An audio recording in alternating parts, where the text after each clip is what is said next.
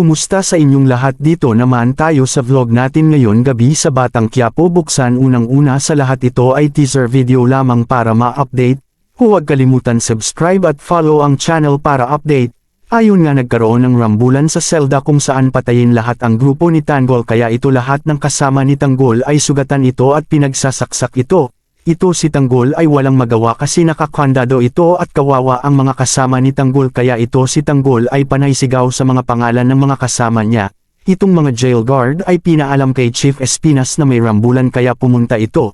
Lahat ng mga kaibigan ni Tanggol ay bagsak kasi pinagsasaksak ito, kaya dito nang nabuksan ang selda, rescue na agad si Tanggol at dito galit na galit ito.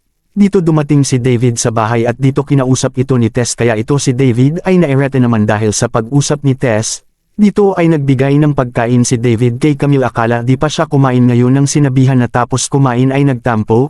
Dito antay pa din si Tess kay Regger at nag-alala ito. Dito si Nenang ay naghanda ng pagkain para sa kanila para may makain ito at gusto nila maghigantay kay General Pacheco Augustus kaya sasama si Berting.